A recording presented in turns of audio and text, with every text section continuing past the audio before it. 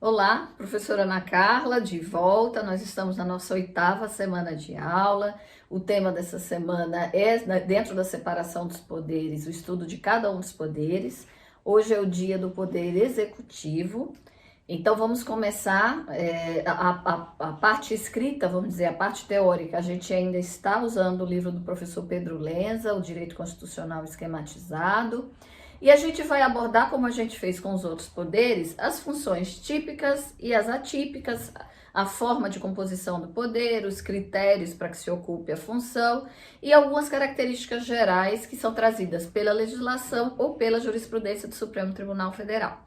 Então, as funções típicas do Poder Executivo estão na prática de atos de chefia de Estado, ou seja, o presidente da República representa o país fora do Brasil, a prática de atos de chefia de governo, né, que aí é a união para dentro, não a união para fora, e a prática de atos administrativos, que são as atividades corriqueiras de um poder executivo, de políticas públicas, de colocar a cidade para andar.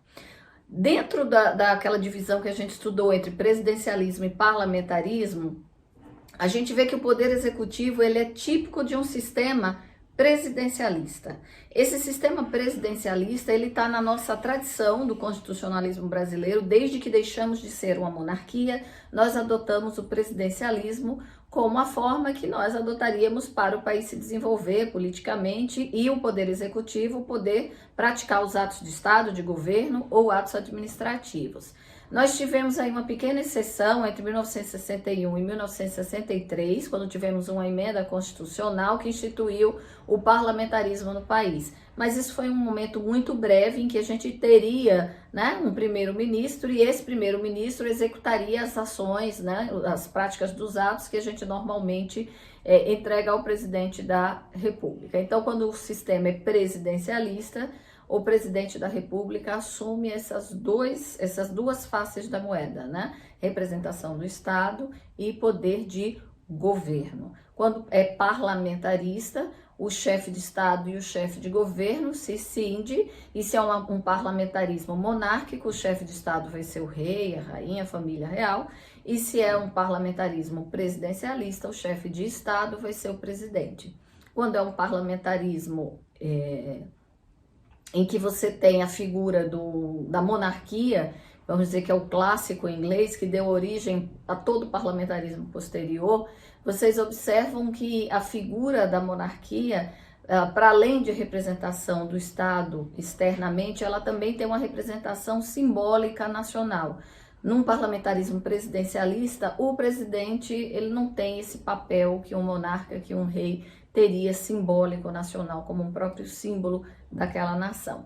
Quais são as características, então, desse presidencialismo? Ele tem, a gente já estudou isso nas aulas anteriores, a sua base de nascimento é norte-americana, né? Foi com a Revolução Norte-Americana. O presidente da República é eleito pelo povo para um mandato determinado, tá? Então, ele não tem assento permanente na função. Ele desenvolve o presidencialismo, ele desenvolve-se através de técnicas de independência orgânica e harmonia dos poderes. Então, é necessário independência e harmonia dos poderes para que haja um presidencialismo democrático. A liberdade de escolha dos ministros é do presidente da República.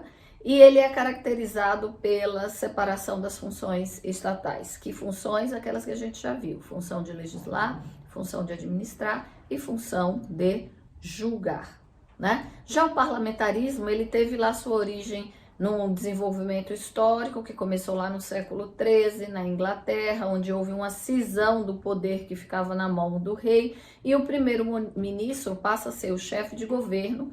Ele é indicado pelo chefe de Estado e ele se torna o primeiro-ministro com a aprovação do parlamento. Ele pode cair por dois motivos. Se ele perder a maioria parlamentar, né, do partido a que ele pertence, ou se houver um voto de desconfiança, que aí há uma dissolução do parlamento, extinguindo os mandatos do chefe de Estado e convocando-se novas eleições. Comumente a gente vê isso, essas notícias no jornal em relação à Alemanha, em relação à Itália, em relação à Inglaterra. A gente escuta essas notícias porque são países que adotam esse modelo.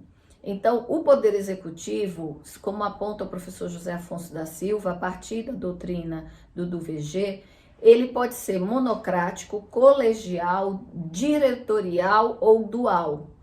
O monocrático ele é exercido por um rei, por um imperador, por um ditador ou por um presidente. O colegial ele é exercido por dois homens com poderes iguais, né? Como no caso dos cônsules romanos. O executivo diretorial é um grupo de homens, um comitê, como acontecia na União Soviética e ainda acontece na Suíça. O executivo dual é o parlamentarismo com o chefe de Estado, um conselho de ministros, né? O indivíduo isolado e um comitê. E o Brasil adotou o monocrático, em que as funções de chefe de Estado e chefe de governo, elas estão concentradas num só indivíduo, que esse indivíduo é o presidente da República, que preside o país, auxiliado pelos seus ministros de estados. O Executivo Federal, ele é exercido pelo presidente, auxiliado pelos ministros, está lá no artigo 77, parágrafo 1º da Constituição. O presidente é substituído em seus impedimentos. Impedimentos são coisas temporárias, né? Doença, viagem, férias, representação do país em outros países. Ou ele vai ser sucedido, aí é no caso de vacância, é algo permanente. Em caso de cassação, renúncia ou morte, tá? E quem substitui? O vice-presidente da República, que ele é eleito junto com o presidente. No caso do Brasil, se houvesse uma vacância do cargo de presidente, quem assumiria essa função seria o vice-presidente Mourão. O presidente da República, ele exerce duas funções, a de chefe de Estado e a de chefe de governo. O mandato dele é de 4 anos, ele é eleito junto com o vice-presidente e é permitida atualmente a reeleição. De tempos em tempos se altera a Constituição e há uma discussão muito grande se a eleição é ou não conveniente numa democracia, por conta da renovação do poder, da renovação das pessoas como um aspecto importante da democracia. Existem muitas ditaduras pelo mundo travestidas de democracia, né? Em que você tem lá na Constituição uma permissão de reeleição infinita, são regimes duros, concentrados, em que as liberdades individuais não são respeitadas, e esse presidente eleito, ele fica sendo eleito, reeleito, reeleito, para dar uma aparência de um Estado democrático que de fato não é, né? Essa alternância do poder é uma característica muito importante do regime democrático. Então existe uma discussão se a reeleição deve ou não ser permitida. Em 4 anos, quem trabalha com gestão sabe que muitas vezes é o período de arrumar a casa e é difícil você conseguir colocar em prática tudo dentro do modelo de Estado mais moroso, com todo o processo administrativo mais lento, todas as garantias, né? E aí tem a discussão, não, pelo menos uma reeleição para você conseguir deixar um legado, conseguir deixar uma marca. Mas nem todos pensam assim, muita gente pensa, não, 4 anos e aí, se você foi bom o suficiente, você poderá colocar como seu sucessor alguém que o povo entenda que será a continuidade desse trabalho que foi exitoso. No caso brasileiro, hoje nós temos a possibilidade da reeleição. O presidente e o vice-presidente tomam posse no Congresso Nacional, prestando o compromisso de manter e cumprir a Constituição, observar as leis, promover o bem geral do povo, sustentar a união, a integridade e a independência do Brasil. Está lá no artigo 78 da Constituição. E o que é o vice-presidente? O vice-presidente, ele não exerce a função executiva. Ele é o sucessor e o substituto natural do presidente da República. Quem exerce o poder executivo é o presidente com os ministros. O vice-presidente, ele é sucessor e substituto natural do presidente da República. A lei complementar pode lhe conferir outras atribuições que não estejam nessa sucessão ou substituição natural. Ele auxilia o presidente quando for convocado por este para missões especiais, ele participa do Conselho da República e ele participa do Conselho de Defesa Nacional. Eles estão prescritos no artigo 89 e no artigo 91 da Constituição. O vice-presidente da República, no caso brasileiro, ele sempre teve um papel extremamente importante. A gente não pode esquecer que já por 3 vezes o vice-presidente da República completou o mandato do presidente eleito. Seja o presidente José, que se tornou presidente, José Sarney, ele era vice-presidente do Tancredo Neves, com a morte do Tancredo ele assumiu. Seja o presidente Itamar Franco, que era o vice-presidente do presidente Fernando Collor, e com a vacância do cargo, né, pela renúncia, ele assumiu. E teve o vice-presidente Michel Temer, que se tornou, né, presidente, assumiu o cargo com a decretação da perda do cargo, a vacância do cargo no processo de impeachment da ex-presidente Dilma Rousseff. Então, a figura do vice-presidente no Brasil não é uma figura que deva ser ignorada. Nossa história empírica e pós-democrática mostra que ele exerce, sim, um papel importante em momentos de crise. Mas quando for simplesmente um impedimento, se o presidente e o vice-presidente, por exemplo, saírem em uma missão fora do país, o país fica acéfalo? Não, a Constituição também dá aí quem são os substitutos legais. Presidente da Câmara dos Deputados, presidente do Senado Federal, presidente do Supremo Tribunal Federal. Essa é uma norma que vai ter simetria constitucional em estados e municípios e Distrito Federal, territórios, preservando, vamos dizer, as compatibilidades jurídicas de cada um.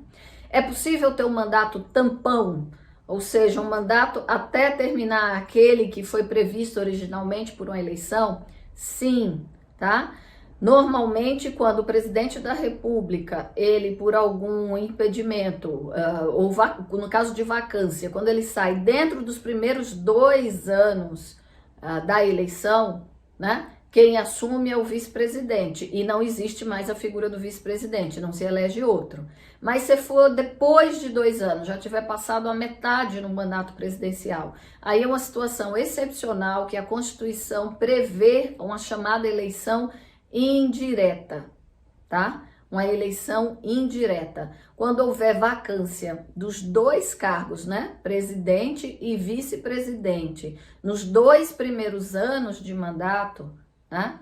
A eleição para ambos os cargos será feita 90 dias depois da abertura da última vaga. Então, o presidente, por qualquer tipo de questão, saiu do cargo, o vice-presidente assume. Mas se saiu o presidente e o vice-presidente nos primeiros 2 anos de mandato, quem assume, para que haja o novo presidente e o novo vice-presidente, em 90 dias deverá ser feita a eleição na forma normal de uma eleição para presidente. Enquanto isso, aqueles da linha sucessória constitucional assumem presidente da Câmara, presidente do Senado, presidente do Supremo, nessa sequência. E se for mais de 2 anos e sair o presidente e vice-presidente, a Constituição prevê aí, excepcionalmente, uma eleição indireta. Essa eleição indireta, ela é feita pelo parlamento, tá? Então, as constituições estaduais, elas podem prever essa eleição indireta também nas situações similares a esta, no caso de governador e vice-governador. Existe uma permissão do STF para que as constituições estaduais também tenham essa previsão. Além disso, presidente e vice-presidente da República não podem se afastar do país por período superior a 15 dias sob pena do cargo, pena de perda do cargo.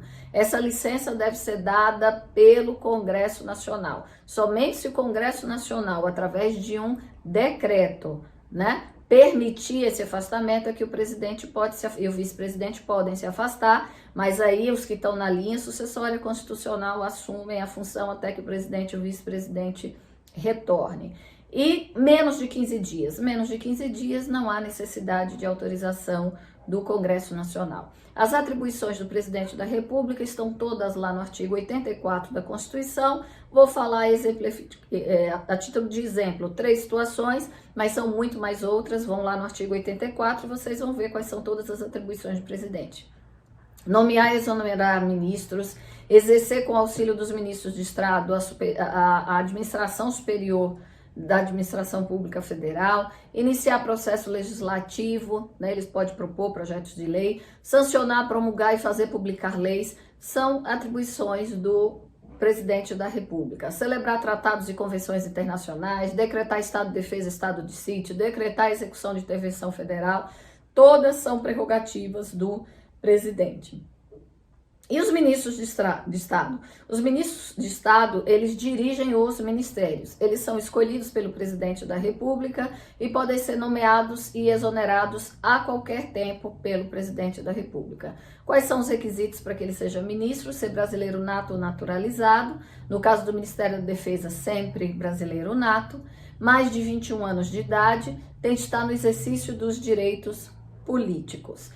A ele cabe auxiliar o presidente nas funções que são privativas do presidente da República e para isso eles podem praticar atos pertinentes às atribuições que lhe forem conferidas ou delegadas pelo presidente. Interessante vocês verem o artigo 88 da Constituição Federal.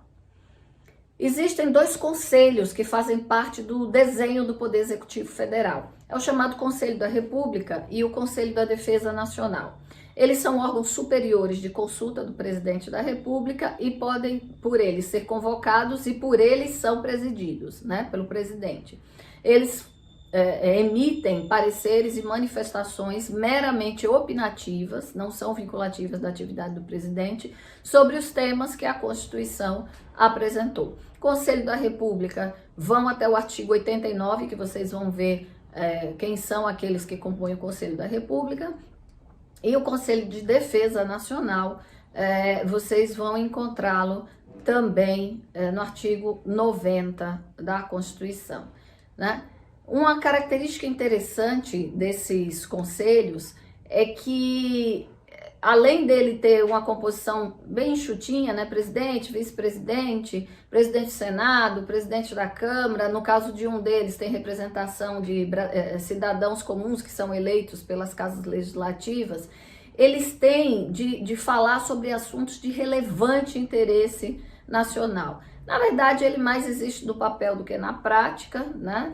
Na prática constitucional brasileira, do dia a dia da administração, eles não são tão acionados desde que nós nos tornamos uma democracia, mas a ideia é que tratem de assuntos de soberania nacional, defesa do Estado, questões ligadas a território, questões ligadas à comoção nacional, em que eles seriam acionados a atuar. O Poder Executivo estadual e distrital vai seguir por simetria essas regras do Poder Executivo Federal, mas vale ressaltar, no caso do Estado, é governador, auxiliado pelos secretários que exercem a função, e o substituto natural, no caso de impedimento, né, ou de vacância, é o vice-governador. O mandato também de 4 anos, permitida a reeleição num único período. O subsídios de governador e de vice-governador será fixado por lei de iniciativa da Assembleia Legislativa e tem a ver com subtetos estaduais, que a gente vai ter uma aula própria para isso, para teto. No caso de vacância e impedimento de governador e vice-governador, são chamados a governar por simetria do artigo 80, presidente da Assembleia Legislativa e presidente do Tribunal de Justiça local. A mesma regra ela vai se espelhar no município com algumas características básicas. No município é o prefeito, auxiliado pelos secretários, o vice-prefeito é o seu substituto natural, mandato de 4 anos, permitida a reeleição também em um único período. E no caso de perda do mandato, ou seja, prefeito e vice-prefeito, né? Eles caem da função, a gente vai ter que também usar a simetria constitucional, né? É o presidente da Câmara Municipal. Mas aí veio a dúvida, né?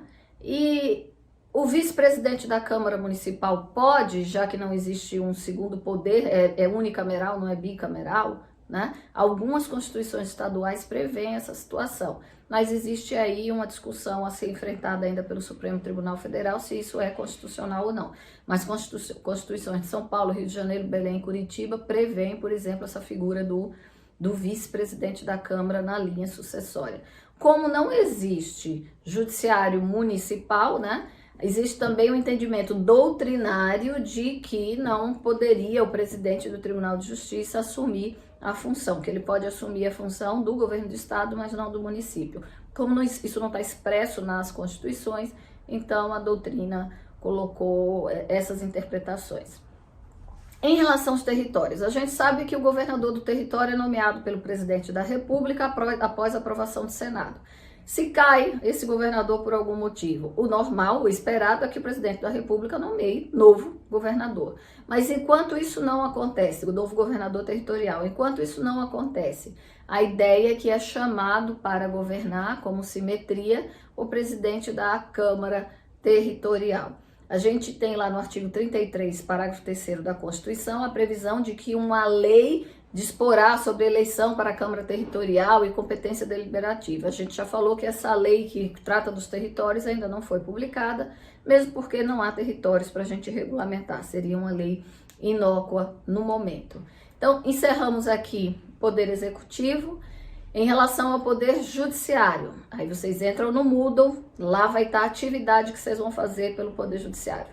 O Poder Judiciário é um trabalho que vocês vão fazer e as instruções desse trabalho tá lá no Moodle da nossa disciplina. Um beijo, um abraço grande para vocês, fiquem bem, fiquem em casa e até a semana 9 com o nosso próximo conteúdo que é controle de constitucionalidade.